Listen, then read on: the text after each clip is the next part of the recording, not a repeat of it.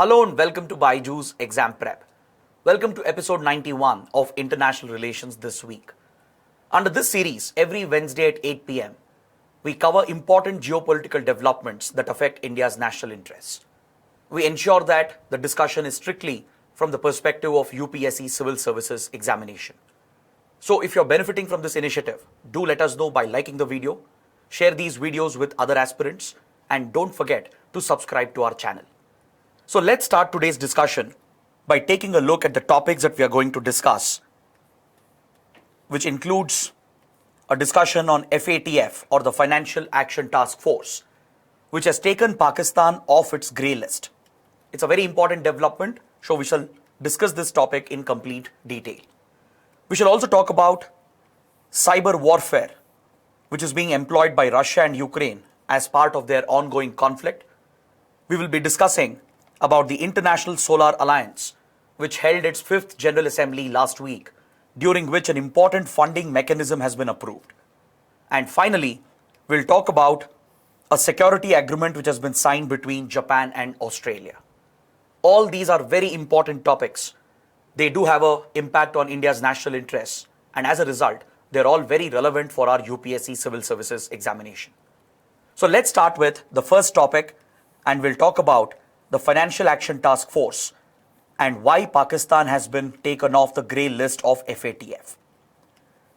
Last week, a plenary session of FATF took place where all the member countries review the performance of other countries with regard to implementing FATF standards. So during this review, they have decided to take Pakistan off the list, of the grey list, and as a result, the economic pressure on Pakistan has been reduced, and this happens to be a major geopolitical development. So to understand this topic in detail, first we have to talk about the FATF. We should understand what is the Financial Action Task Force. See, the FATF is an intergovernmental organization that was established in 1989 by the G7 countries. This body is headquartered in Paris. It is headquartered at the headquarters of OECD, which is a regional economic grouping of European countries.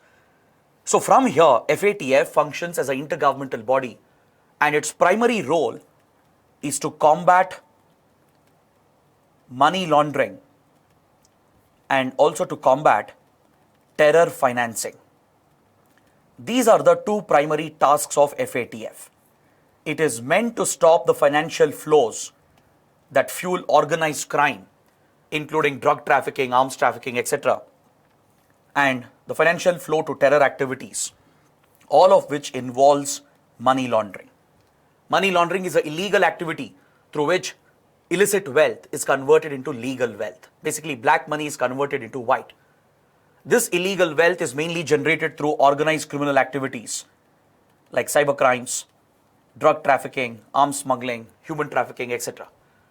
So the proceeds of money laundering eventually reaches terror outfits and insurgent groups as well. There is a direct link between money laundering and terror financing.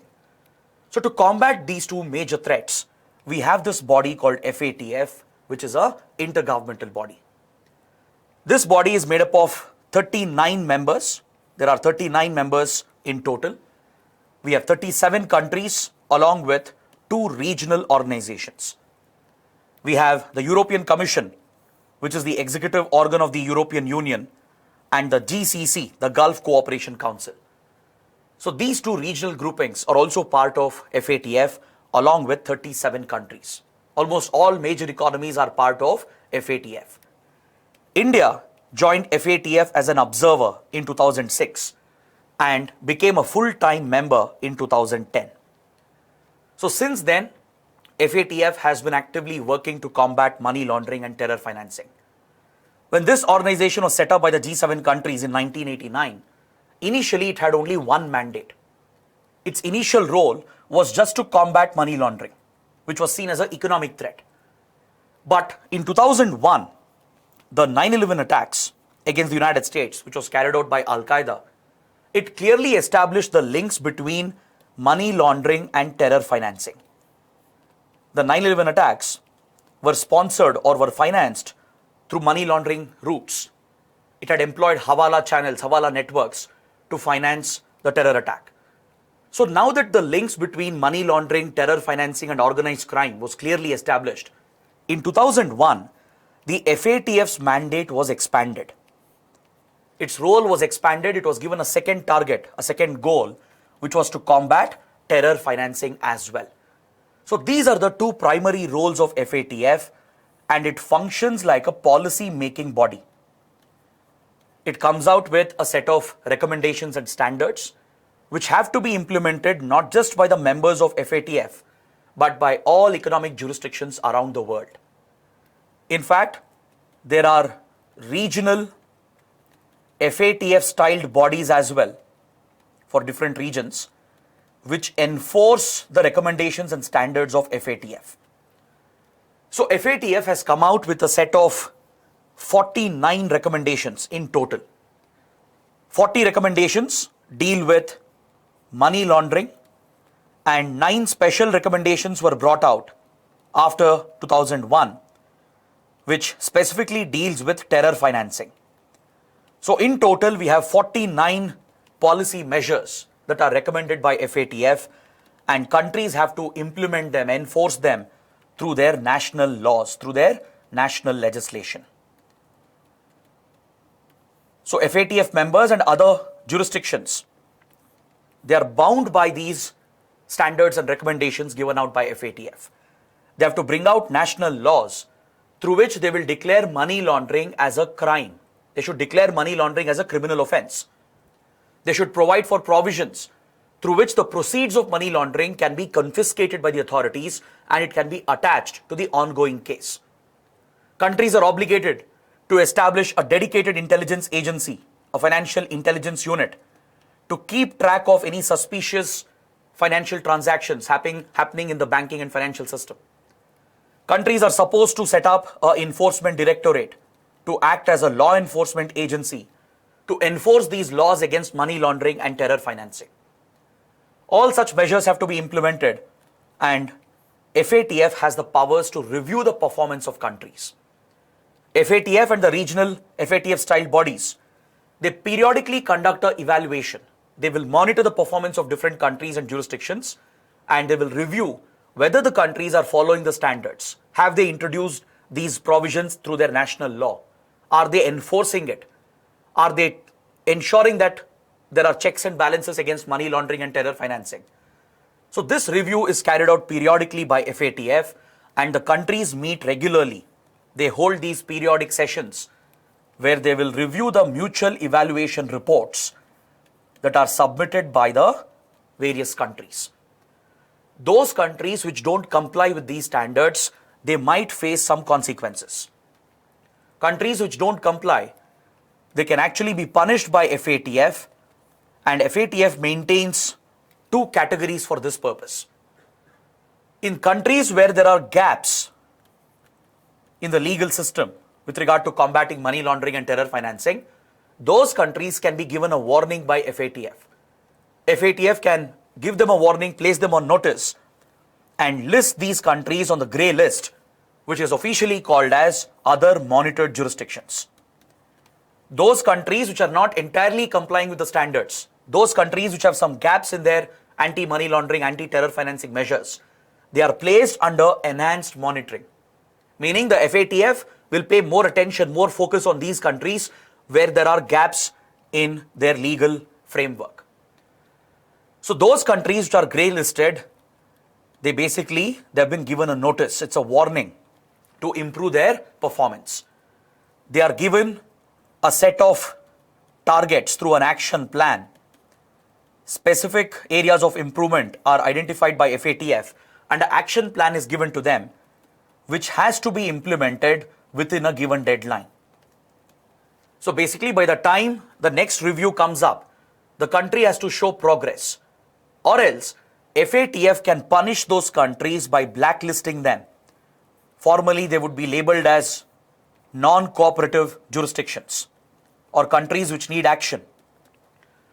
So once a country is blacklisted, there will be very serious economic consequences. Even when a country is grey listed, there can be economic consequences. For example, those countries which are grey listed or blacklisted by FATF they will find it difficult to engage in international trade. Most countries, they will not prefer to trade with countries which are grey listed or blacklisted. It might lead to an international boycott against these countries.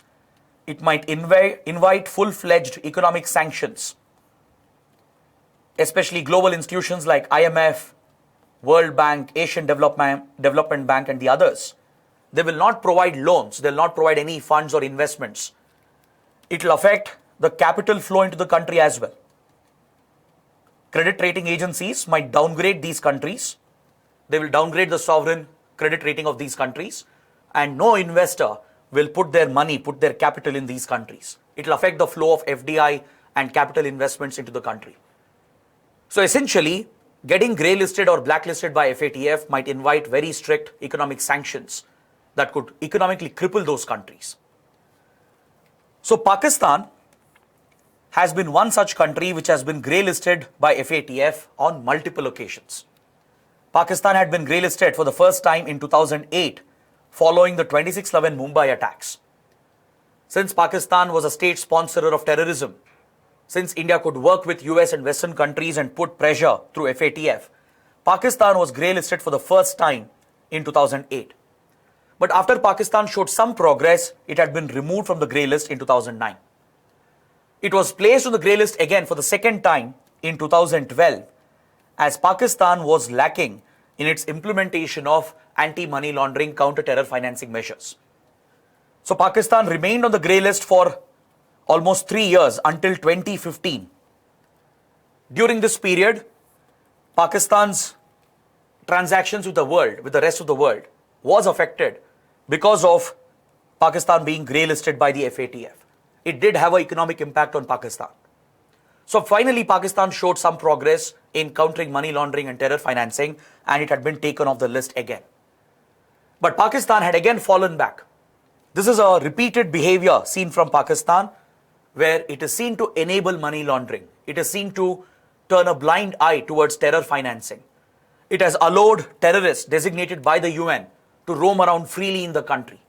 It has not implemented UN sanctions against them. It has not prevented terror financing. So as a result of all these failures, Pakistan was grey listed again in 2018, primarily due to the efforts of India and United States. So since 2018, Pakistan had been on the grey list, and it has been taken off the grey list last week. Because finally Pakistan has shown some credible progress. Measurable progress has been shown by Pakistan. See, the problem with Pakistan is that it has not enforced UN resolutions of UN Security Council, such as the 1267 resolution and 2462 resolution. UNSC resolution 2462 calls upon all UN member states to criminalize terror financing. But Pakistan had failed to do this. Then resolution 1267 of the UNSC has established the 1267 Sanctions Committee that designates global terrorists. Once an individual is designated as a global terrorist by the UNSC 1267 Sanctions Committee, every country is obligated to place 3 sanctions against these global terrorists. Countries have an obligation to freeze all the financial assets of these designated terrorists.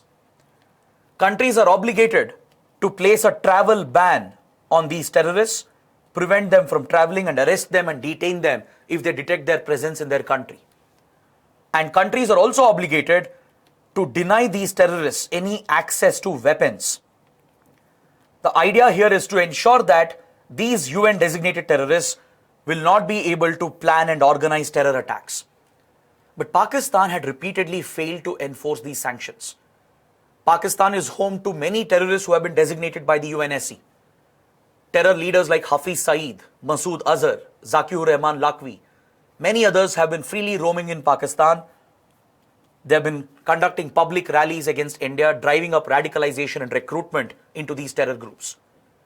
Even when Pakistan acts against them due to international pressure, it is only for the sake of it. It merely arrests these leaders, places them under house arrest for a short while, and they have never been charged with terror-related laws.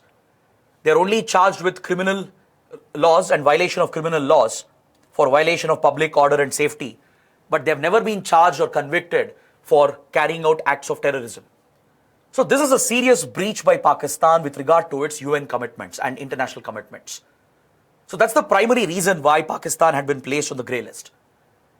So FATF had given Pakistan a set of 34 action points. 34 specific areas were identified by FATF and Pakistan was supposed to work on them. So over the last 4 years, Pakistan has gradually worked towards implementing these action points. And now that it has shown some progress, FATF countries have agreed to remove Pakistan from the grey list. Is that clear? So that is why it's a very, very important development. Because if Pakistan had been blacklisted, if Pakistan had not cooperated and if it had been blacklisted, then there would have been serious economic consequences. So during the recent plenary session, FATF countries including India, they reviewed the performance of around 26 countries and they have decided to remove Pakistan and Nicaragua from the grey list. Please remember these important facts, especially for your prelims. Then DRC, Democratic Republic of Congo, Mozambique and Tanzania, they have been placed on the grey list during the recent session because these African countries had failed repeatedly to enforce the standards against money laundering and terror financing. And Myanmar has become the third country to be elevated from the grey list to blacklist. Because over the last 2 years, Myanmar has seen a serious violation of democratic rights and human rights. The Myanmar military, the military junta, has captured power in the country through a military coup, and it has carried out serious violations of democratic rights and human rights. Plus, Myanmar has failed to act against money laundering and terror financing, and Myanmar has become a hub of illicit, criminal and terror activities. So as a result, Myanmar has been elevated from the grey list to the blacklist. So as of now, we have only 3 countries on the blacklist of FATF, which is Iran, North Korea, and now Myanmar. Once a country is blacklisted, it has very, very serious economic consequences. It brings about economic sanctions on these countries. It will isolate them from the globalized world and it is going to cripple their economies. Iran and North Korea have already felt the impact. So now going forward, Myanmar is also going to be affected by the blacklisting through FATF. So all these developments are very crucial from India's point of view because India is a very active member of FATF. We enforce the FATF standards. We have introduced laws like PMLA, Prevention of Money Laundering Act. We have institutions like Financial Intelligence Unit, Enforcement Directorate, which are strictly enforcing the standards of FATF. We have anti-terror laws like Unlawful Activities Prevention Act or UAPA, which has been amended to include provisions against terror financing. So India has constantly tried to match the FATF standards, and we have used FATF as a platform to target Pakistan and to punish Pakistan for sponsoring terrorism against India. So now, let's move on to the second topic. We'll talk about cyber warfare between Russia and Ukraine and how Russia in particular has leveraged cyber war in the ongoing conflict. See, in today's world, the cyber domain has emerged as the 5th dimension of warfare. Traditionally, we had 3 dimensions of warfare. Wars traditionally were fought on land, in the air, or on the sea or under the sea. Then a 4th dimension entered with evolution in technology, which is outer space. Outer space became the 4th dimension of warfare, where countries started launching military satellites. They started placing strategic assets in space.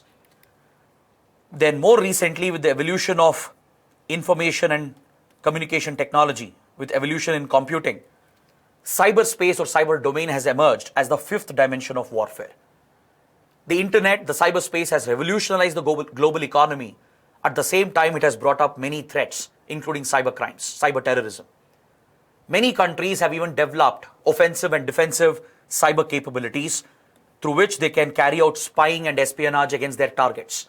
They can even wage a virtual war against another country, and without even firing a single bullet, they can actually bring down a country to its knees through cyber attacks. So that is the capability, that is the potential which exists in the cyber domain. And Russia is definitely a leading power when it comes to cyber espionage and cyber warfare. So in the last few months and also in the last few years, we have noticed a targeted cyber campaign originating from Russia, which has focused on Ukraine and others who are supporting Ukraine. So earlier this year, when Russia invaded Ukraine in February 2022, parallelly, we saw a sudden surge in cyber attacks against Ukraine, which were sponsored by the Russian state. Russian intelligence agencies and cyber groups, they have mounted a series of offensive cyber campaigns against Ukraine. They have even ran information propaganda campaigns or influence campaigns to turn global opinion in favor of Russia, to justify Russia's invasion of Ukraine. So we are seeing a proactive usage of the internet, social media, and cyber tools by Russian agencies to carry out this information warfare or this psychological warfare, along with mounting targeted cyber campaigns designed to cripple Ukraine's critical infrastructure. So this emerging domain of warfare has lessons for everyone, including India. India is closely watching the developments, trying to draw lessons from the ongoing cyber war between Russia and Ukraine. So let me shed some more light on this, because recently Microsoft, a leading tech firm, software firm, brought out a report that documents Russia's cyber war against Ukraine. Even Western countries led by US, European countries and NATO, they've all pointed out, they've all provided evidence to show the extent of Russian cyber war against Ukraine. So let's understand a little more about this by looking at few specific details that we have taken from the report provided by Microsoft. According to Microsoft, Russian agencies, Russian intelligence agencies like GRU is Russian military intelligence, then Russia's foreign intelligence agency, the FSB, and even SVR.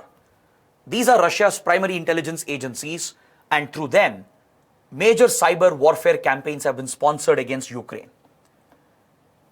Targeted attempts have been noted to steal data, to carry out ransomware attacks, to erase critical data, to cripple critical infrastructure, to carry out distributed denial of service attacks or DDoS attacks, to disrupt essential services in Ukraine.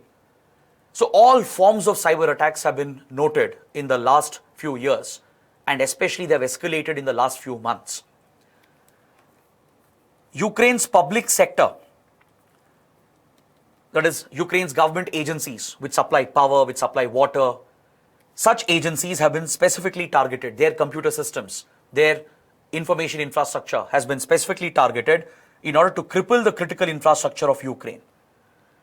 Then other key sectors which have been targeted include energy, media, banking and financial sector, even private industries and non-profit organizations. So many key sectors in Ukraine have been brought under repeated attacks. And this campaign actually started from 2014 itself. Because in 2014, when Russia annexed Crimea and when Russia became hostile to Ukraine, since then, Russia has been carrying out a series of well-orchestrated cyber campaigns in order to weaken Ukraine and to destabilize Ukraine. For example, a few years back in 2015-2016, there was a ransomware attack which hit Ukraine called Petya and NotPetya. These were computer malwares which would function as ransomwares.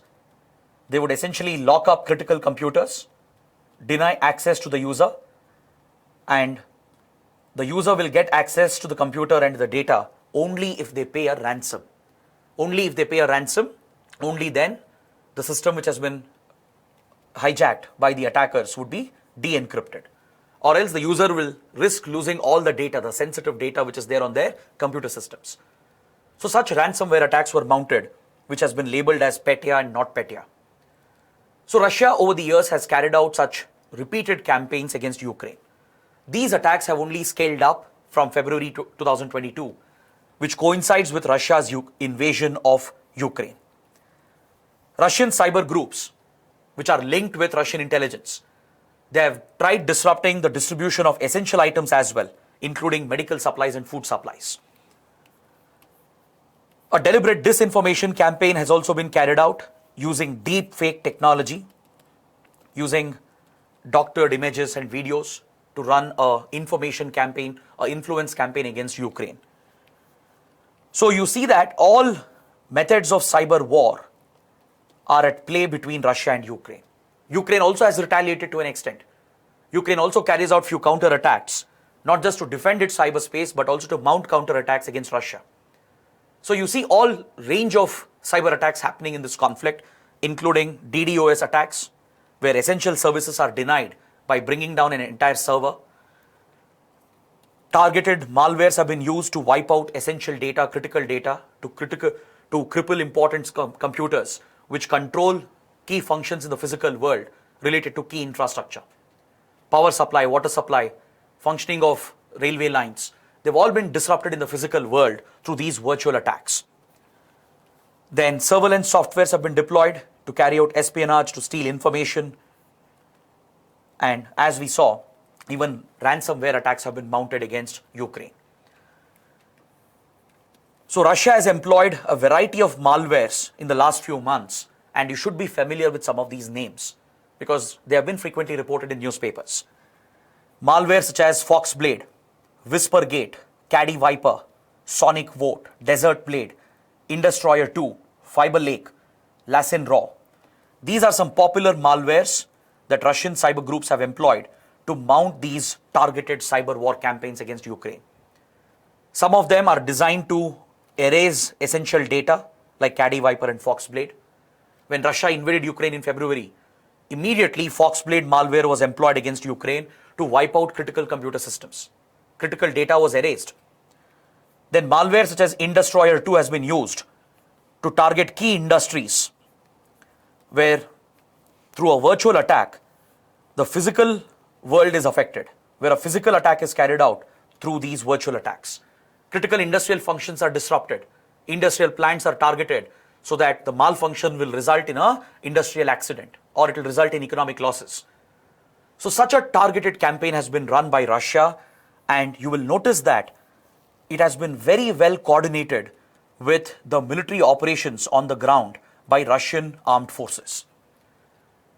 Researchers have established with data that right before Russian army carries out a targeted operation, right before a missile strike, or right before Russian Air Force carries out a bombing strike, right before that, key facilities have been targeted by cyber campaigns. You see a mixture, a fusion of cyber war with actual war in the physical world. For example, you look at the Zaporozhye nuclear power plant, which has been in news. Key facilities in Zaporozhye were brought under cyber attack right before Russian forces invaded the town. This can be seen across Ukrainian cities and Ukrainian facilities and infrastructure. Before missile strikes are carried out, before Russian troops invade a region, right before that or almost parallelly, major cyber attacks are mounted to cripple essential infrastructure, to disrupt power lines, to disrupt water supplies, to disrupt even food and supplies of medicine. So this is the hybrid threat that the world will be dealing with in the coming years as well. Many countries have these capabilities today. China, Western countries, even India to an extent, Israel. All these are major cyber powers. They have developed both offensive and defensive cyber weapons, and the future of warfare will be determined by the conflict that happens in the virtual domain, in the cyberspace as well. So you see a fusion of the virtual threats with the real threats, which gives rise to the hybrid warfare environment that the world is dealing with. So there are important lessons to draw from here, even for India. Studies have shown that Russian cyber groups have not only targeted Ukraine, they have targeted other countries as well, which are helping Ukraine, which are standing with Ukraine. Western countries like US, European countries, those who are supporting Ukraine at the UN, those who are supplying funds and weapons to Ukraine, those who are criticizing Russia, even these countries have been targeted through these cyber war campaigns. Around 42 countries have been hit by Russian cyber attacks across key sectors like the public sector, critical infrastructure, NGOs, private companies, especially IT companies. They've all been brought under attack through Russian cyber war campaigns. Recently, there was an incident in India. A competitive examination supposed to be held by a government entity was disrupted due to a Russian cyber campaign. So around the world, Russian cyber campaigns have gone up, which represents the hybrid threat that the world faces going forward. In any warfare scenario, countries are likely to deploy offensive cyber weapons as well in coordination with on-ground operations. So that is a key lesson we need to draw from here. And Ukraine also has been resisting these cyber attacks by mounting its own counterattacks. Ukraine has employed both offensive and defensive options to protect its cyberspace, and European Union and US and NATO have been assisting Ukraine in this regard. Even before the war started, European Union had mobilized its cyber rapid response team, which has been assisting Ukraine and fighting on behalf of Ukraine in the cyber domain. American intelligence agencies, led by the CIA and the National Security Agency, along with NATO, they are collectively helping Ukraine in the cyber domain as well to deter Russian cyber attacks. Even major private companies like Amazon, Microsoft, then even Google, and even Starlink project of SpaceX, which is owned by Elon Musk, they've all taken a stand in this conflict. They've all been trying to defend Ukraine against Russian cyber attacks. Recently, there was a report that Russian agencies tried targeting the Starlink satellites of SpaceX, which has been trying to provide uninterrupted internet connectivity to Ukraine. So Russia reportedly has mounted cyber attacks against these private satellites as well, owned by SpaceX. So Western private companies also have joined the conflict in support of their governments, and you see the escalation of a cyber war involving Russia, Ukraine, and the Western countries. So that's why it's a very, very important development, and it has key lessons to offer for India as well. Now, coming to the third topic, we'll talk about the International Solar Alliance, because last week, the 5th General Assembly of International Solar Alliance was held in India. There were some key developments during this General Assembly, and an important funding mechanism has been launched by the International Solar Alliance. So let's understand more about ISA. Let's cover the key points about ISA and talk about the recent developments that took place at the 5th General Assembly. See, the International Solar Alliance is a treaty-based intergovernmental organization which was established in 2015 under the leadership of India. India proposed the idea of utilizing the solar potential of the sunshine countries, which you can see in the map that has been given over here. Sunshine countries are those countries which receive maximum solar insolation. Throughout the year, on most days, they receive very good solar insolation, which is ideal for harnessing solar power, which is a clean and renewable form of energy. These sunshine countries are primarily located between the Tropic of Cancer and the Tropic of Capricorn. Essentially, these are the tropical countries. Either they are fully located in the tropics or partially located in the tropics. So India proposed an idea in 2015 during the Paris Summit of the Climate Change Convention. And this idea was backed by France. France was hosting the Climate Change Convention in 2015, which led to the Paris Agreement as well. So during the Paris Summit, India proposed the idea of a grouping where countries can work together, the sunshine countries, the tropical countries can work together to pool their resources, their technology together and harness solar power, harness their solar potential so that they can expand solar network. They can invest more in clean renewable energy, thus leading to a sustainable future, thus bringing down emissions. So this idea of India was backed by France, and immediately many countries signed on to the treaty, and by 2016, more than 100 countries had signed and joined the International Solar Alliance. So since then, it has been functioning as a key global organization led by India to promote the utilization of solar energy to invest in clean renewable forms of energy. India is playing a leadership role here since 2015, and today the International Solar Alliance has more than 110 members. Is that clear? So India has expanded the membership of the group to ensure that it becomes a global organization Today, membership is not just limited to the sunshine countries. It's not just countries which are located between Tropic of Cancer and Tropic of Capricorn who can join ISA. In fact, any member of the United Nations, every member of the UN is eligible to join the ISA today. So that is why there has been a rapid expansion of its membership, and recognizing its significance, the UN General Assembly has accorded the observer status to the International Solar Alliance.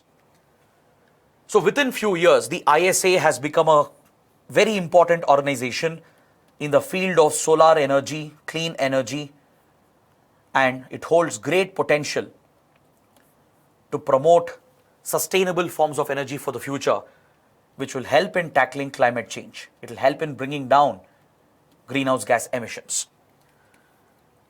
So the 5th General Assembly of this important organization was hosted by India last week. During this assembly, the countries have resolved to launch a new initiative, a very important funding mechanism called the Solar Facility. Through the Solar Facility, ISA is planning to boost investments in solar power projects, especially in countries which are underserved, especially in countries where the solar market is still not well developed. So a dedicated funding mechanism has been created which involves two components. There are two separate financial components in this funding mechanism. There will be a solar payment guarantee fund and a solar insurance fund. This will guarantee timely payments for the investors who are executing the project. It will also guarantee insurance support in case of any losses, in case of any failure of the project. So the idea is to incentivize the investors, incentivize companies and banks to take up these solar power projects in countries and areas which are underserved with regard to solar energy. Especially African countries, they are struggling to expand their solar market. Countries like India and others are ready to share the technology, but there are no investments coming. Capital flow is not there towards African countries because there is no guarantee that this project would become economically viable. So to provide this guarantee and to provide this incentive, a dedicated fund has been created through which purchase payment guarantees will be provided to these solar projects, particularly in African nations. So this will act as an incentive and a guarantee to the investors, to private firms and even to the banks which are giving loans, that eventually this project will succeed. Economically, it will be viable because there is a purchase payment guarantee. And if the project were to face any losses, or if it were to fail, the insurance premium is also paid off through the International Solar Alliance, through this new financial facility which is being created. So through these financial arrangements, the ISA is creating a lucrative market to ensure that capital flows into these underserved regions, especially in Africa. India will play a lead role in expanding solar network in African nations. And India's ambition through ISA is to unlock $1 trillion worth of investments in the solar sector by 2030. Going forward, we want to reduce the cost involved in solar projects. We want to make this financially attractive and viable. So that is why this funding mechanism, the solar facility with payment guarantee and insurance fund, is going to be critical to expand solar projects, especially in African nations and also in Asian countries. Since we are talking about International Solar Alliance, I would also like to shed light about a related initiative called One Sun, One World, One Grid project, which was proposed by India. India proposed the idea of one global grid through which solar power grids can be interconnected. This was in line with another initiative of United Kingdom called the Green Grids Initiative. So since both countries had a common vision to interconnect solar power grids to create a common global grid, the two countries have agreed to merge the initiatives, and they made this announcement during last year's climate change summit during COP26 that was held at Glasgow. So under this, India, UK and other countries are working to interconnect the Indian power grid, especially the solar power grid, with other regions such as West Asia, South Asia and Southeast Asia under phase 1 of the project. Under phase 1 of the initiative, the Indian power grids that are energized by solar power will be interlinked with other South Asian countries, Southeast Asian grids and Middle Eastern grids. This will be further expanded to cover African nations as well in phase 2, and in phase 3, a truly global grid will be created by interlinking these grids with European countries as well. So essentially, the power grids of Asia, Africa, Europe is expected to come together through this ambitious project which is led by India and UK. The International Solar Alliance is providing leadership to the One Sun, One World, One Grid project. So this is another important topic for your prelims and also for your mains. Now we come to the last topic of this session, where we are going to discuss a security agreement which was signed between Japan and Australia. Japan and Australia last week signed a new bilateral security agreement which improves military and defense cooperation between these two countries. Obviously, these two countries are concerned about the rising aggression of China. Both have been deeply affected by China's aggressiveness in the Indo-Pacific. Some of you might know that China has picked up a maritime dispute with Japan over the Senkaku-Diaoyu Islands. Here in the East China Sea region, China has been very aggressive against Japan. It has even disrupted Japan's freedom of navigation and freedom of overflight. The Chinese armed forces have disrupted Japanese ships and aircraft from passing through the region nearby the Senkaku-Diaoyu Islands in East China Sea. Australia also feels threatened increasingly because China has not only gained economic leverage over Australia, but recently China signed a security agreement with Solomon Islands, which is a small island nation in the South Pacific. And through this security agreement, China can increase its military presence, naval presence near Australia in the South Pacific region.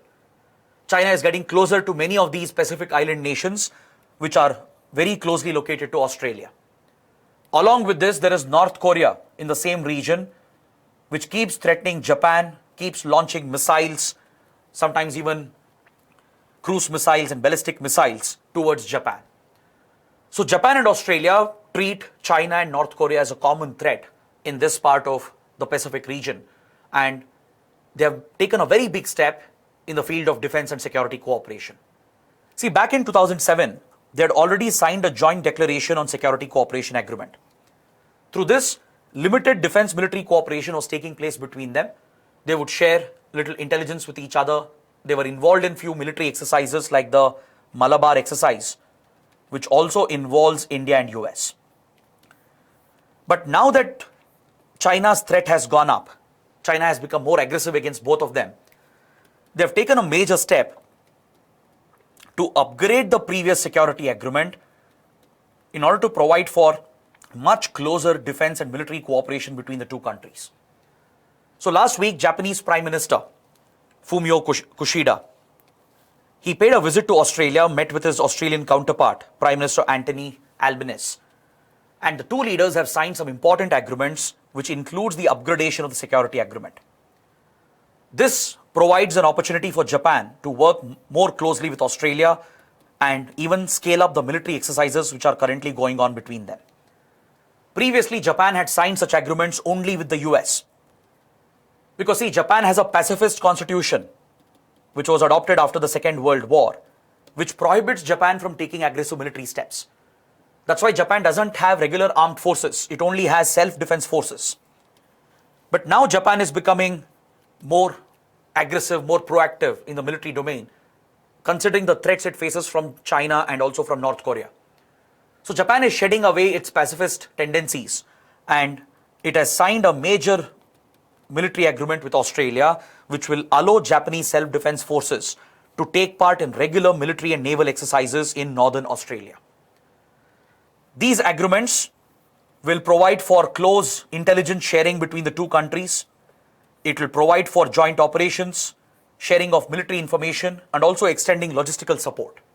Earlier this year, in January 2022, Japan and Australia had already signed an agreement for exchanging military logistics, through which the defense forces on both sides can access each other's military bases, thus extending their operations and increasing their ability to carry out joint operations as well. So this will allow Japan and Australia to scale up their military exercises, and along with this important security agreement, Japan and Australia have also signed important agreements in the field of energy and critical minerals. Japan is very dependent on imports of natural gas. Currently, Japan is facing a disruption in gas supplies due to the ongoing Russia-Ukraine conflict, because the Russia-Ukraine war has disrupted the global supplies of energy. So Japan has signed an energy agreement with Australia to secure its supplies, because Australia is a major provider of liquefied natural gas and coal to Japan. Nearly 40% of Japan's energy requirement is met by Australia. Australia is a major supplier of LNG and coal to Japan. So this agreement signed in the field of energy will secure Japan's energy sources from Australia, and it cements their close economic and strategic relations. You can see this close relationship extending into the field of critical minerals as well. Australia is home to several critical minerals. Australia has important strategic minerals like antimony, cobalt, lithium, manganese, niobium, tungsten, vanadium, etc. With regard to many of these critical strategic minerals, Australia is one of the top 5 suppliers in the world. After China, Australia is the top producer of lithium, rutile, one of the largest producers of zircon and many other rare earth elements, which find applications in many key industries, including semiconductors, aerospace, defense, automobile, robotics, etc. So Japan needs a reliable supply of these critical minerals and rare earth elements. Japan's industries, especially aerospace, defense, automobiles, electronics industry, they all depend heavily on these key minerals and elements. And Australia is guaranteeing these supplies, and hence they have signed a separate agreement to secure the supply of these critical minerals and rare earth elements. So you can clearly see that the economic, strategic and military relations between Japan and Australia is expanding. And this is a direct response of these countries to the rising aggression of China. There are rumors that Japan might even join the Five Eyes Intelligence Initiative, which currently is a coalition of US, UK, Canada, Australia and New Zealand. These like-minded Western democracies have formed the Five Eyes Intelligence Initiative, through which they collect intelligence by intercepting the internet and the mobile networks, and they share that vital intelligence with each other. There are rumors that Japan might possibly join the Five Eyes Initiative. This obviously has implications for India, because these very same countries are part of a grouping called the Quad, the Quadrilateral, where increasingly US, Japan and Australia are trying to give the Quad a military angle as well, and India is not entirely comfortable with it. Parallelly, we do have our own issues and challenges with China.